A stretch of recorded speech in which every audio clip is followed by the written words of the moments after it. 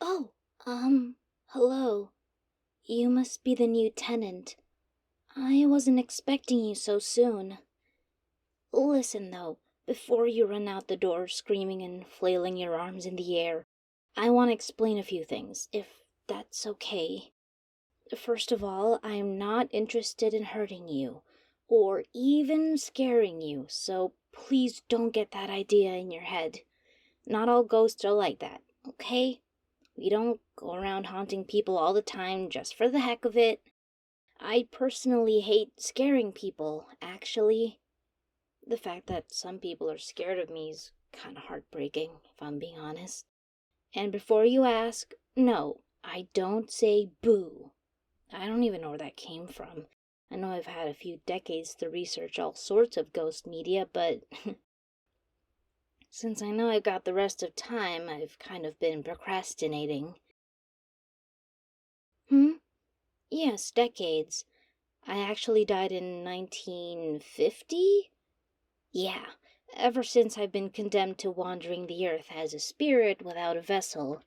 I actually don't know why. Maybe I haven't finished business. I don't think that's it, though. Anyone I'd have unfinished business with is surely dead now. But, yeah, that was so many years ago that I'd be surprised if any of them were even alive. Maybe it was just because I so adamantly didn't want to pass on that fate decided I should stay? Or maybe my spirit was so strong that it refused to go. Well, that's my best guess anyhow. I've still got a lot of time to think about it. Oh, sorry, am I bothering you? I'm just really excited to finally have someone to talk to. Being a ghost is kinda lonely, as you can imagine. I never used to live in this house, by the way, but even living here, I've barely gotten to talk to anyone 'cause, well, if I revealed myself to people, they'd be terrified of me. It's left me feeling kinda empty, like I couldn't talk to anyone. Well, I guess that's why I'm pretty thankful that you just saw me, just now, 'cause, well, it means I don't have to hide, and I guess you seem kind of okay with me. I haven't heard you scream once so far. I'm sorry. I know this is probably really weird. I mean, you just found out ghosts are real and that there's one that's been living in your new house. I'm sure you got a lot of questions. Well, luckily for you, you've encountered a friendly ghost. So, I'm happy to answer any and all questions you might have. About me, the nature of being a ghost, the afterlife, whatever you like.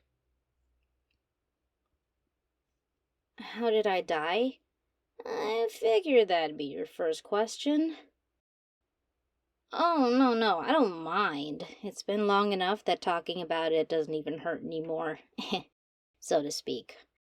Well, I was a scientist back in my day, and I was on an expedition to an Arctic research facility with a bunch of my friends and coworkers. My closest friend was even there with me. We were all making amazing progress, and everything was going fine until about the third day. My best friend and I were close enough that I figured I could tell him anything, and I wanted to wait until we had a moment alone to, how do kids your day say it? Come out? Yeah, I opened up to him and told him that I was into girls, and well, unfortunately, that wasn't exactly accepted back in those days, so he didn't take it as well as I hoped. We dropped the subject after an argument, and I thought that would be the end of it, but then he told the captain, the leader of the expedition, the person whose responsibility was to keep us all safe, but as soon as he knew I had these feelings, he grabbed me by the arm and just tossed me out in the snow just like that. I wasn't even expecting to go outside, so I didn't have any of my winter gear on, so after it was clear that they weren't planning on letting me back in, I quickly left to try and find some help before I froze.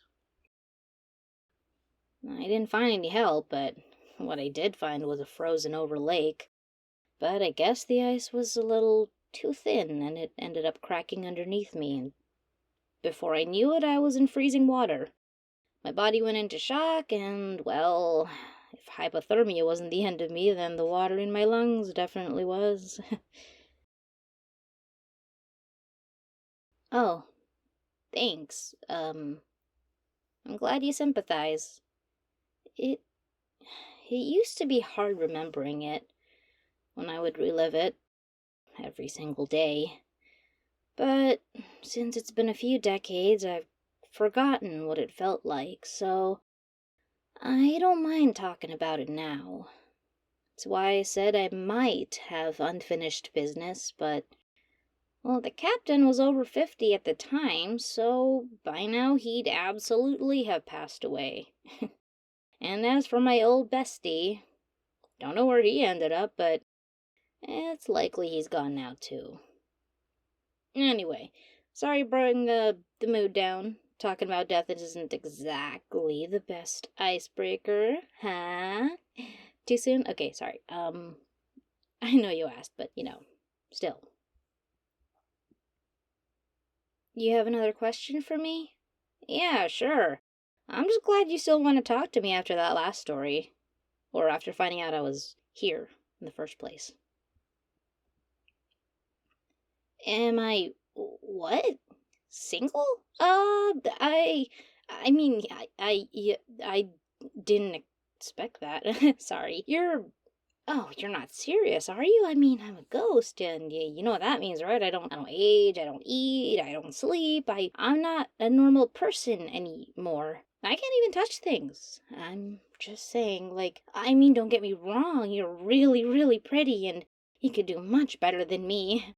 I mean, are you sure you're lonely too?